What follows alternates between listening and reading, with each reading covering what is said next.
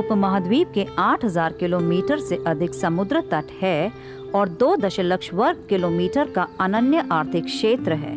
देश में सुविस्तृत खुला अंतःस्थलीय जल और मत्स्य संसाधन है, जिसके अंतर्गत 45,000 किलोमीटर की नदी व्यवस्थाएं, 2.7 दशलक्ष हेक्टेयर का नदी मुख प्रदेश एवं आज के हिसाब के अनुसार 3.15 दशलक्ष हेक्टेयर जलाशय संसाधन भी है।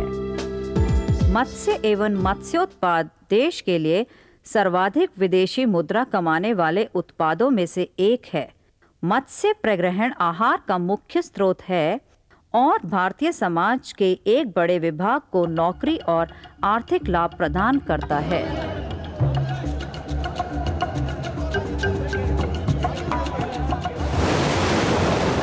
मत्स्य प्रग्रहण के लिए पारंपरिक तरीके और नवीन प्रौद्योगिक तरीके भी प्रयोग में हैं।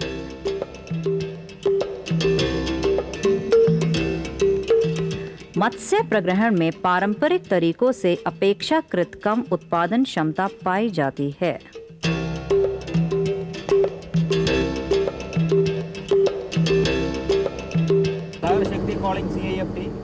कपास, मनेला, सिसाल, सन, नारियल, जटा आदि के प्राकृतिक रेशे से मत्स्य प्रग्रहण के लिए पारंपरिक जाल बनाए जाते हैं।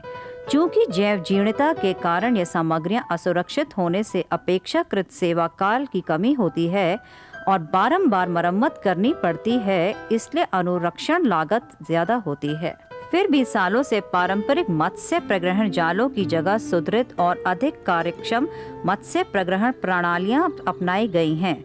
भारतीय कृषि अनुसंधान परिषद के अंतर्गत कोचीन में स्थित मत्स्य उद्योग प्रौद्योगिकी का केंद्रीय संस्थान CIFT एक प्रमुख अनुसंधान एवं विकास संगठन है, जो प्रग्रहण तथा पश्च प्रग्रहण के बाद की प्रौद्योगिकी संबंधी सारी बातों पर ध्यान देता है। मनुष्य निर्मित कृत्रिम रेशे का प्रयोग 1950 के अंतिम चरण में किया गया। पारंपरिक मत्स्य प्रग्रहण जालों की जगह इनका प्रयोग अधिकतर किया जाने लगा।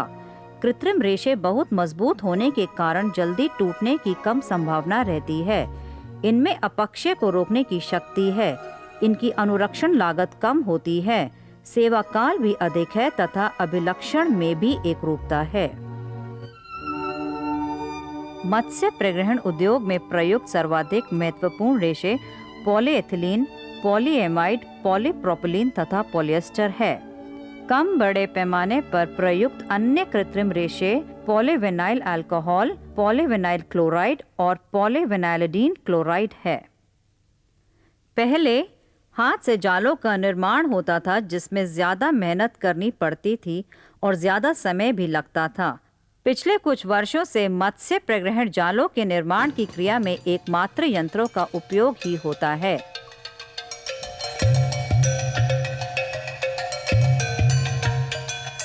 मत्स्य प्रग्रहण जाल संरचना, उनमें प्रयुक्त सामग्रियां मत्स्य प्रग्रहण के सिद्धांत तथा परिचालन की रीतियों के आधार पर भिन्न होते हैं।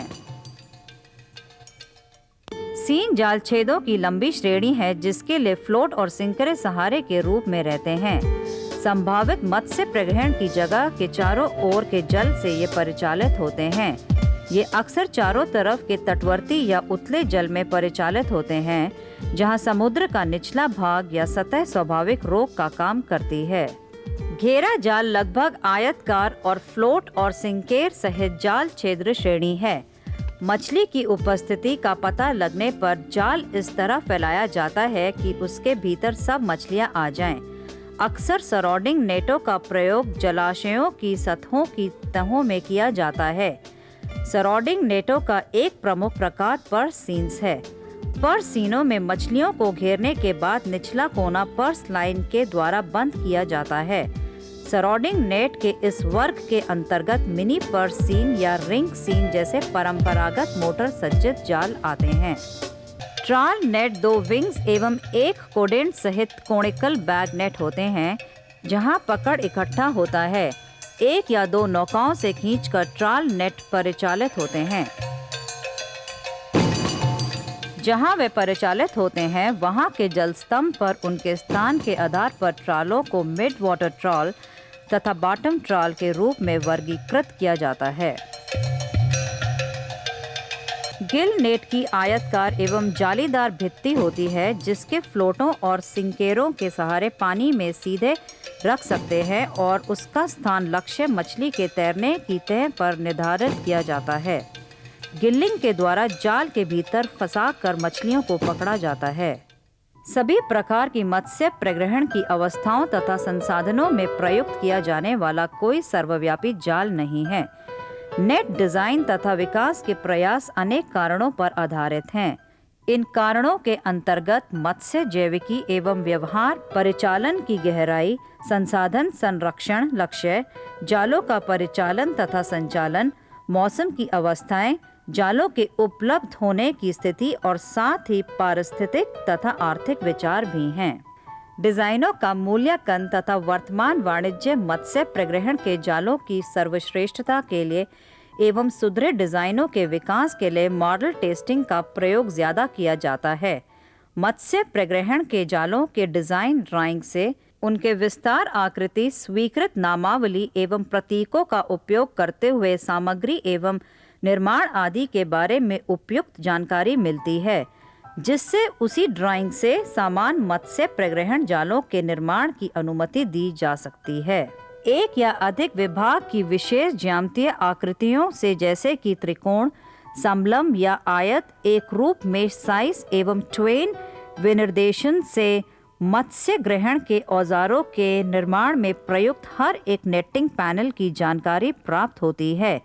यह कार्य मानव निर्मित नेटिंग से पूर्व निश्चित टेपर अनुपात से आवश्यक आकृति के अनुसार काटकर टुकड़े करने से होता है। गणन या इसी उद्देश्य के लिए विकसित तैयार तालिकाओं से निश्चित आकृति में काटने का दर आकलित किया जाता है। 3 प्रकार की काटने की प्रक्रिया होती हैं, जैसे कि T cut, N cut, B cut, और उनके संयोगों को नेटिंग को आकृति देने के लिए प्रयुक्त किया जाता है। घटक टुकड़ों को जोड़कर पैनलों का निर्माण किया जाता है।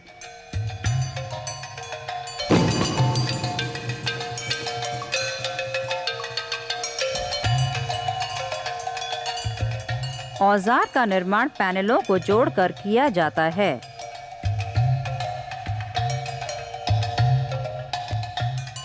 हैंगिंग की प्रक्रिया मेश या नेटिंग की वास्तविक आकृति ही को सुनिश्चित करती है। पूर्व निश्चित हैंगिंग अनुपात के अनुसार रोप फ्रेम से नेटिंग को जोड़ा जाता है।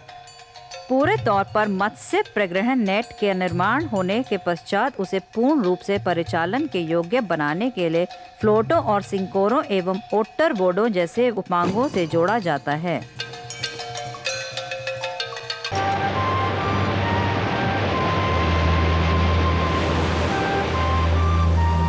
कृत्रिम रेशों के आविर्भाव के पहले प्राकृतिक रेशों का उपयोग आमतौर पर होता था और उनके सेवा काल को बढ़ाने के उद्देश्य से टैनिंग किया जाता था। परिचालन के दौरान आधुनिक मत्स्य प्रग्रहण जाल भी कट फट सकते हैं। लंबी अवधि तक उन पर सीधे सूर्य प्रकाश पड़ने पर कृत्रिम सामग्रियों का शक्तिक्षय हो सकता है। मत्स्य प्रग्रहण जालों को टिकाऊ एवं प्रभावकारी बनाने के लिए नियमित मरम्मत और अनुरक्षण अपेक्षित है।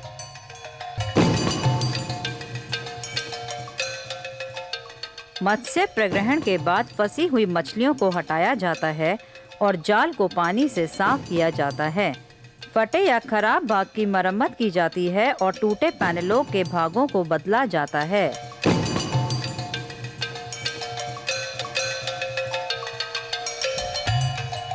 टूटी जाल की मरम्मत का पहला कदम उसमें यथोचित छिद्र बनाना है। छिद्र बनाने से खराब नेटिंग अलग हो जाता है। बाकी नेटिंग पर गांठ बनाई जाती है ताकि नई डोरी को रखा जाए।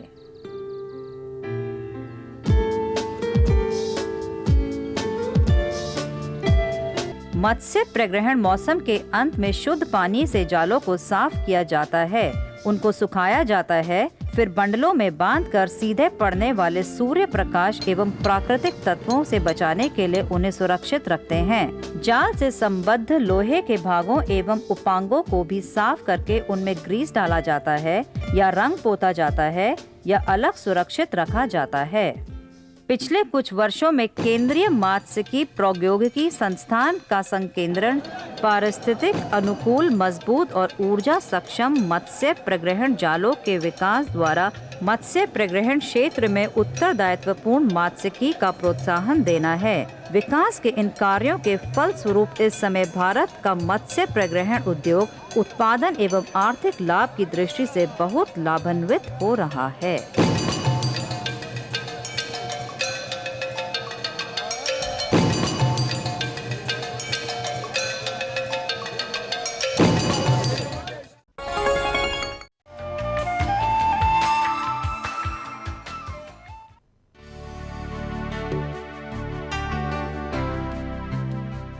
भारत में जलजीव पालन को उद्योग के रूप में 80 के दशक से पहचान मिली।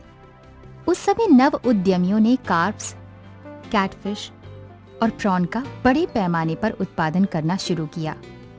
मछली के शौकीन लोगों के लिए कैटफिश मछलियों से तैयार व्यंजनों का खासा महत्व है, लेकिन इसके बावजूद देश में कैटफिश पालन की पद्धतियां आज तक स्थापित नहीं की जा सकी हैं।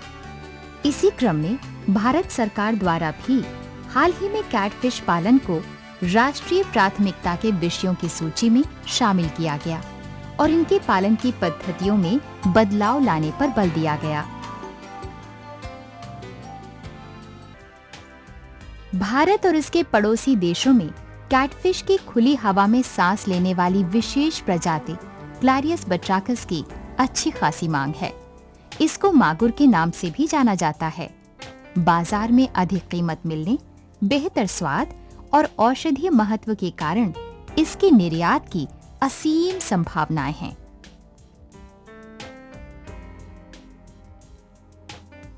दलदली भूमि और जल जमाव वाले क्षेत्र भी आमतौर पर मागुर के प्रिय आवास स्थल होते हैं। इन जगहों पर उथला पानी होता है और पौधे व अन्य जीवों के सड़ते अवशेष तलहटी में पाए जाते हैं, जिनमें पोषक तत्वों का अभाव होता है। मागुर पालन की अपार संभावनाओं के बावजूद मछली पालक इसका बड़े पैमाने पर उत्पादन नहीं कर पा रहे हैं। इसका एक कारण मागुर के बीज की उपलब्धता नहीं होना है। यही कारण है कि मागुर उत्पादन काफी हद तक प्रग्रहण पर आधारित है। मागुर पालकों की इस समस्या को दूर करने के लिए केंद्रीय मीठा जलजीव पालन अनुसंधान संस्थान भुवनेश्वर ने प्रेरित प्रजनन, लार्वा पालन, मछली बीज उत्पादन और इसके पालन की कई विधियां विकसित की हैं। मीठा जलजीव पालन के क्षेत्र में ये देश में शीर्ष संस्थान है। सामान्य तौर पर मागुर 1 वर्ष की अवधि में परिपक्व हो जाती हैं और जून से अगस्त माह के दौरान प्रजनन करती हैं। इस प्रजनन अवधि में नर और मादा मागुर को ब्रूड स्टॉक ताल से इकट्ठा किया जाता है तथा जल से भरे प्लास्टिक के टबों में अलग अलग रखा जाता है। नर और मादा की पहचान इनके लैंगिक गुणों के आधार पर की जाती है। मादा में उदर का हिस्सा अंडों से भरा होता है और जननांग लालीपन लिए गोलाकार तथा बटन के आकार के होते हैं, जबकि नर में जननांग लंबाकार और नुकीले होते हैं। आमतौर पर 100 ग्राम के वजन वाली मादा में 4 मिलीग्राम कार्प पिट्यूटरी एक्सट्रैक्ट या 0.1 मिलीलीटर ओवाप्रिन अथवा ओवाटाइड का या 400 IUHCG का टीका लगाया जाता है। मादा मागुर में ये हार्मोन के टीके शाम के समय पीठ पर लगाए जाते हैं।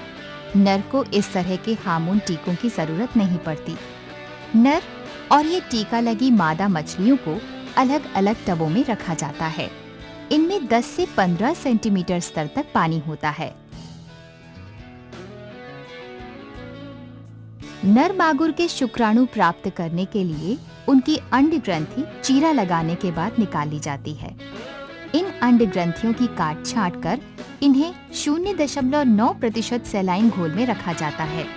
इन टुकड़ों से ही बाद में शुक्राणु निलंबन हासिल होता है। टीका देने के 14 से 17 घंटे बाद मादा मछलियों से अंडे प्राप्त किए जाते हैं। ये अंडे छोटे एनिमल या प्लास्टिक ट्रे में इकट्ठे किए जाते हैं। अत्यंत चमकदार और भूरे रंग के मोतीनुमा अंडे अच्छे माने जाते हैं, जबकि सफेद रंग के अंडे खराब माने जाते हैं। 150 ग्राम वजन वाली एक मादा औसतन 7000 से 9000 तक अंडे देती है। इसके बाद इन अंडों पर शुक्राणु निलंबन डाला जाता है और पंख की सहायता से इसे मिलाया जाता है। इन शुक्राणुओं को गतिशील बनाने के लिए थोड़ा सा पानी भी डाला जाता है। इसके बाद इन निषेचित अंडों को अच्छी तरह धोने के बाद हैचरी के माध्यम से जल प्रवाह में डाल दिया जाता है। ये अंडे चिपचिपे से होते हैं और टबों में चिपके रहते हैं। हैचरी में जल प्रवाह की प्रणाली इस संस्थान में विकसित की गई है। इसमें सीमेंट से बना एक प्लेटफॉर्म होता है और उस पर 12 सेंटीमीटर व्यास और 6 सेंटीमीटर ऊंचाई के कई टब रखे होते हैं। इन सभी टबों में जल प्रवाह की व्यवस्था होती। थोड़ी ऊंचाई पर रखी गई पानी की टंकी से इन सभी टबों तक पानी पहुंचाने की व्यवस्था होती है। प्रत्येक टब में लगभग 4 सेंटीमीटर की ऊंचाई पर जल निकासी का प्रावधान होता है। इन टबों में निषेचित अंडों को समान संख्या में रख दिया जाता है। इस संस्थान में बड़े पैमाने पर मछली पालन के लिए एक सुधरी हुई हैचरी प्रणाली भी विकसित की गई है। इस प्रणाली में 2 मीटर व्यास की एक गोलाकार टंकी होती है, जिसमें 15 सेंटीमीटर की ऊंचाई और 45 डिग्री के कोण पर पानी भरने का प्रावधान होता है। इसमें हल्का जल प्रवाह निरंतर जारी रहता है। हैचिंग के लिए इसमें अंडे समान रूप से बिखेर कर डाले जाते हैं। इस प्रणाली में एक समय में 1 लाख तक निषेचित अंडे डाले जा सकते हैं। इसमें हैचिंग की दर 60 से 80% तक होती है। हैचिंग के बाद लार्वे इस टैंक की तली से निकाल लिए जाते हैं। हैचिंग के लिए आदर्श तापमान 27 से 30 डिग्री सेल्सियस होना चाहिए। हैचिंग या अंडों से शिशु मीन निकलने की प्रक्रिया 24 से 26 घंटे की अवधि में पूरी हो जाती है। बाद में इन टबों को भली प्रकार से धोया जाता है ताकि लार्वों को अंडों के छिलकों से अलग किया जा सके। मागुर के लार्वों की लंबाई योक थैली के साथ लगभग 4 से 5 मिलीमीटर होती है। ये शिशु मीन टंकी में समान रूप से फैले होते हैं। चंद घंटों के बाद इन लार्वों में बेहद हल्की सी हलचल देखी जा सकती है। स्वस्थ शिशु मीन इन टंकियों के किनारों पर 10 से 12 घंटों के दौरान इकट्ठे हो जाते हैं, जबकि कमजोर व विकृत शिशु मीन टंकियों के मध्य में ही रह जाते हैं, जिन्हें बाद में निकाल दिया जाता है। इंडोर मछली पालन की इस प्रक्रिया में गोलाकार अथवा आयताकार सीमेंट या फाइबर के पानी की टंकियों में लार्वों को 12 से 14 दिनों तक रखा जाता है। रात्रिचर होने की अपनी प्रकृति के कारण ये शिशु मीन इन टैंकों के किनारों पर जमा होने लगते हैं ताकि रोशनी से बच सकें, जबकि रात के समय ये इन पानी की टंकियों में फैल जाते हैं। अत्यंत छोटे और कमजोर प्रकृति के इन लार्वों को जीवित रहने के लिए अच्छी परिस्थिति दी जानी जरूरी होती है। इसलिए इस प्रकार के बंद वातावरण में इनका पालन किया जाता है। इन लार्वों के पालन में जल गुणवत्ता प्रबंधन की महत्वपूर्ण भूमिका होती है। इन शिशु मीनों में हवा में सांस लेने की शुरुआत 10 से 11 दिनों बाद हो जाती है। इसलिए इन पानी की टंकियों में एयरेटर या अन्य देसी उपकरणों से ताजी वायु का प्रवाह बनाए रखना चाहिए। इन इंडोर टंकियों में लार्वों को 12 से 14 दिनों तक पाला जाता है। अच्छी वृद्धि और अधिक संख्या में इन्हें जीवित रखने के लिए प्रति वर्ग मीटर जगह में 2000 से 3000 लार्वे पाले जाते हैं। इन शिशु मीनों को अपनी योक थैलियों से लगभग 3 दिनों तक आहार मिलता रहता है। इसके बाद इन्हें बाहरी आहार की जरूरत पड़ती है। लार्वों को आहार के रूप में मिश्रित जूप्लैंक्टन या आर्टेमिया दिया जा सकता है। मिश्रित जूप्लैंक्टन इन लार्वों का पसंदीदा आहार है। ये जूप्लैंक्टन तालाबों से हापा से एकत्रित किए जा सकते हैं। लार्वों को देने से पहले इन्हें भली प्रकार छान लेना चाहिए। इन टंकियों से मृत प्लैंकटन, मल पदार्थ तथा आहार अवशेष निकालकर सफाई करते रहना चाहिए। इसके अलावा 70 से 80% पानी भी रोजाना बदलते रहना चाहिए। इंडोर पालन में पानी की खराब क्वालिटी और आहार की नियमित आपूर्ति नहीं होने से लार्वों की बड़ी संख्या में मृत्यु हो जाती है। लगभग 12 से 14 दिनों के बाद ये लार्वे 10 से 20 मिलीमीटर की लंबाई या 30 से 40 मिलीग्राम वजन के हो जाते हैं। अब इन्हें भली प्रकार से तैयार नर्सरी या खुले फिंगरलिंग या अंगुली मीन पालन टंकियों में छोड़ दिया जाता है। इन अंगुली मीनों के पालन के लिए छोटे आयताकार सीमेंट से बने हौज का इस्तेमाल किया जा सकता है। इनकी तली में 4 से 5 सेंटीमीटर तक मृदा होती है और 25 से 30 सेंटीमीटर की ऊंचाई तक पानी भरा होता है। कच्चा गोबर, सिंगल सुपरफास्फेट और मूंगफली की खली को सही तरह से मिलाकर इन मछली पालन हौजों में खाद के रूप में प्रयोग किया जाता है। इस खाद को दिए जाने के 2 से 3 दिन के बाद इन मागुर शिशुओं को टंकियों में छोड़ा जा सकता है। इन्हें छाया और आश्रय स्थल देने के लिए जलकुंभी जैसी तैरने वाली वनस्पतियां पानी में डाल दी जाती हैं। अब इन शिशु मछलियों को 250 से 300 की संख्या में प्रति वर्ग मीटर क्षेत्र में पाला जाता है। मछली का चूरा, धान की भूसी, मूंगफली की खली, सोयाबीन का चूर्ण, विटामिन, खनिज और तेल के मिश्रण से तैयार गोलियां इन्हें दिन में 2 बार नियमित तौर पर आहार के रूप में दी जाती हैं। इन्हें अनुकूल और बेहतर परिवेश देने के लिए टंकियों के पानी को लगातार बदलते रहना चाहिए। इन शिशु मछलियों की वृद्धि की नियमित अंतराल पर जांच करते रहना चाहिए। पानी में शैवाल की उत्पत्ति की संभावना हो सकती है। शैवाल को हापा की मदद से सतह से हटाते रहना चाहिए। इन शिशु मीनों को पक्षियों के शिकार से बचाने के लिए टंकियों को जाल से ढके रहना चाहिए। 3 महीने के पालन के बाद इनका वजन 10 ग्राम हो जाता है। इस आकार के ये शिशु मीन अब बड़े तालाबों में पालन के लिए उपयुक्त माने जाते हैं। मागुर पालन मिट्टी के तालाब, पत्थर या सीमेंट से बनी टंकियों में किया जाना चाहिए।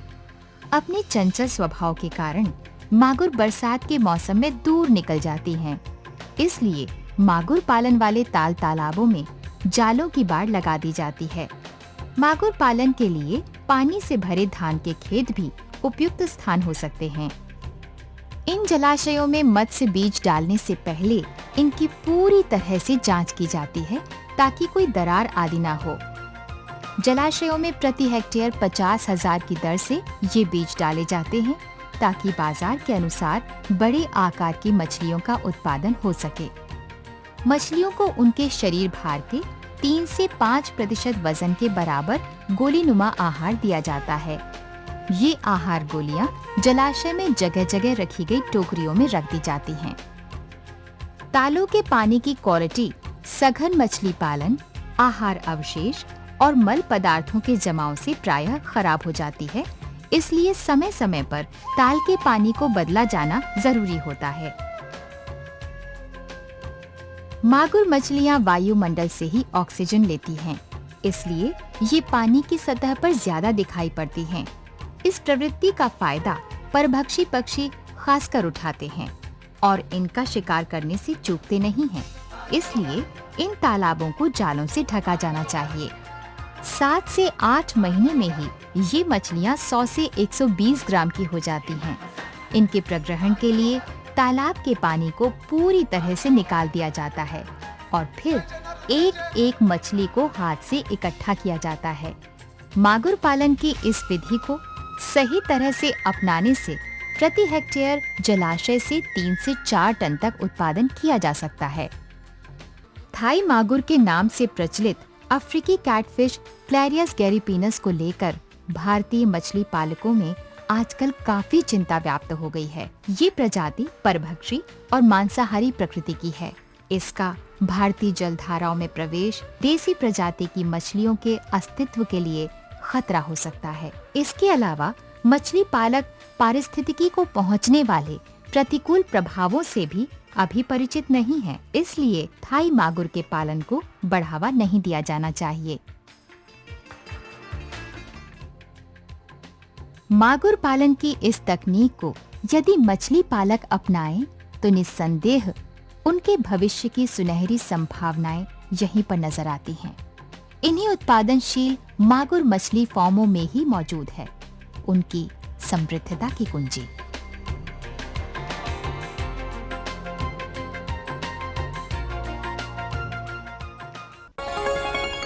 आपको हमारा कार्यक्रम कृषि दर्शन कैसा लगा?